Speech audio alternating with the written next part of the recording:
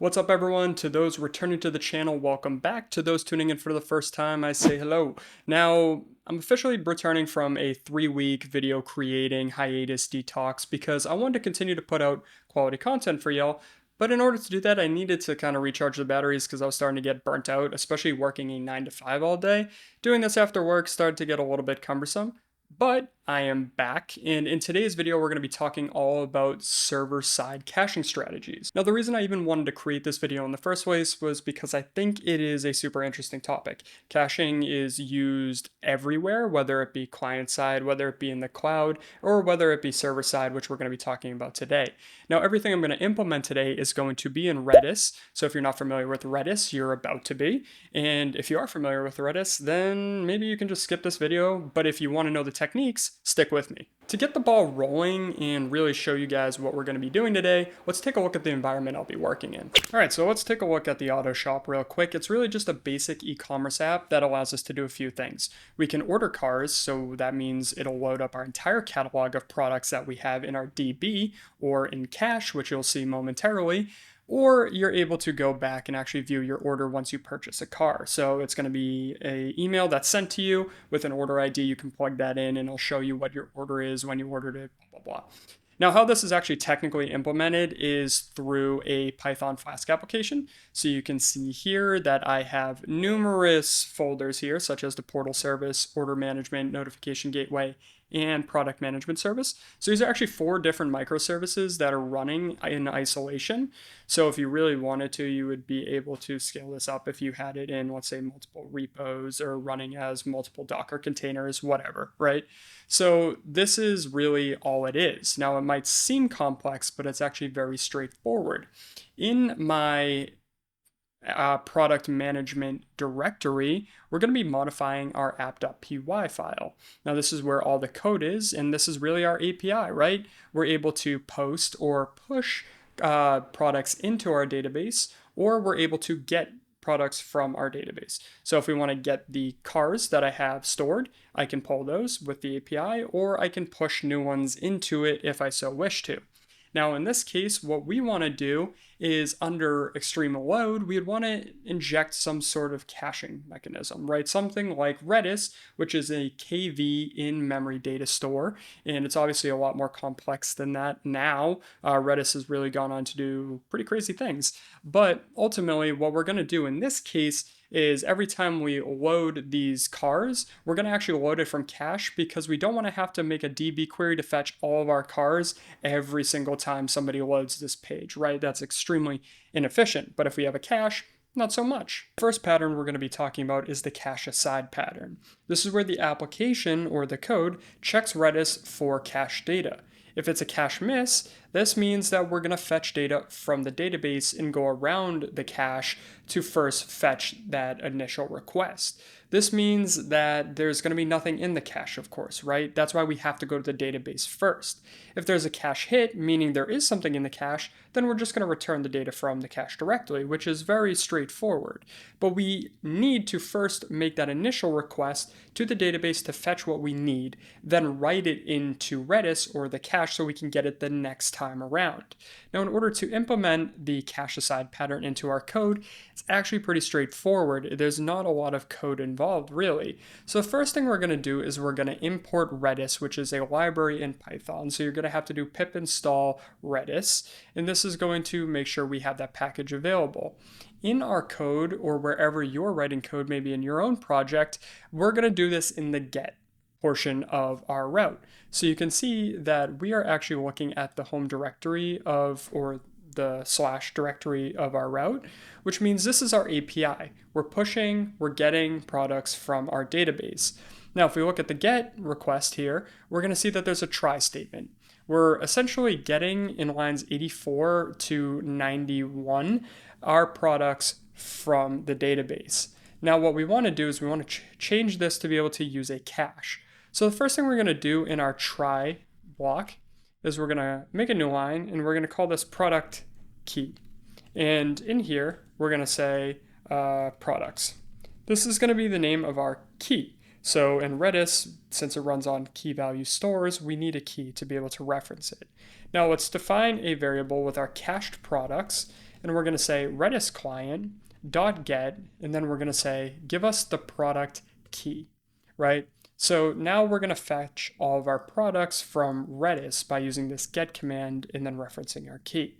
Now we have to say if the cache products exists or essentially has any items, then we want to return from the cache, right? Very straightforward.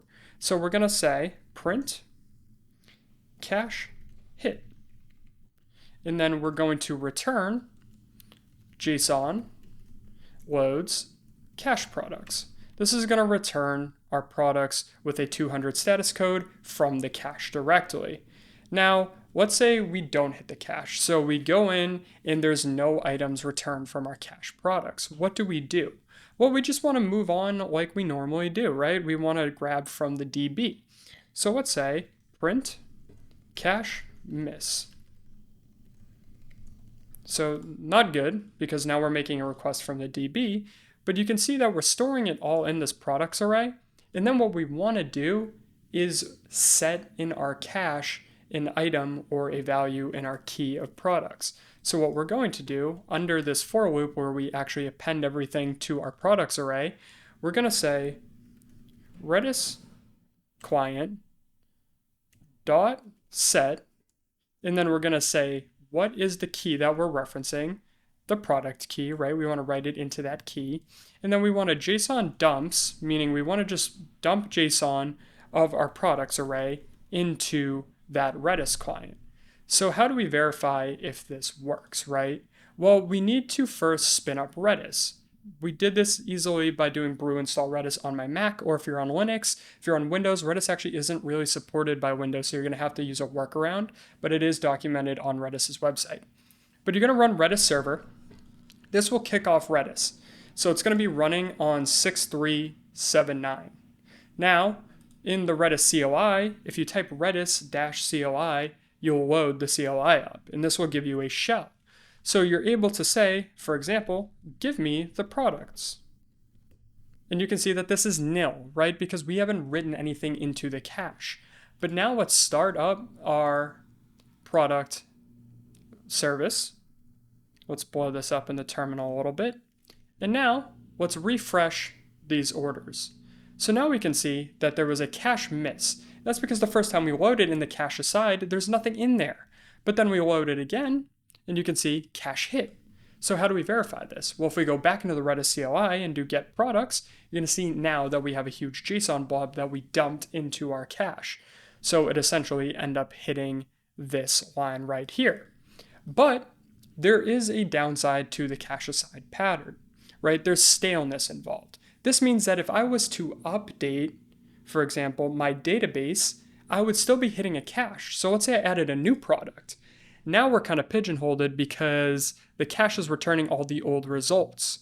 And especially if I just run Redis client.set and I dump my products into the cache, it's never going to be deleted. So we need to do what's called busting the cache. And you can do this by just deleting the cache key involved.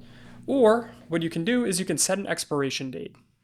So instead of using set, you can use setx, and we're going to use product key, but we're also going to do something called TTL, or time to live. And what this does is we define a time range that we want to set for the cache to expire. In this case, it'll be 60 seconds. We also need to add one more component, which is called TTL. So we'll call this variable TTL, and we're going to say Redis client .ttl, and then we're going to reference our product key. So now, when we add something in, our cache is only going to last for 60 seconds, and it's going to update. So if we add a new item into our database, it'll load back in, right? Now, this is just one approach or one pattern, which is the cache aside pattern. There's also the option of writing through. So the next pattern that we're going to talk about is the write through pattern. And this happens when essentially you write into your database. So every time you add an item, you're essentially setting your cache again. And then what you're doing in your GET request is you're just fetching from that cache. So if we wanted to implement this, we'd go to our post portion, and where we do collection.insert1, meaning we push something into our database, we're also going to do Redis client.setx, and then we're going to say well, we actually have to define our product key. So let's do that again. Product key equals products, because we want to reference the same product key, right? So we're going to say, give us the product key, give us 60 seconds, and then do JSON.loads or dumps, sorry, data. So like we're inserting the data into our collection or our MongoDB collection. Now we're doing that into our Redis client. So it's essentially going to write the cache every time we push a new product in or update the cache. So that means it's never going to go stale. Now, just zooming out real quick, the write through method also comes with its faults, right? There's increased write latency.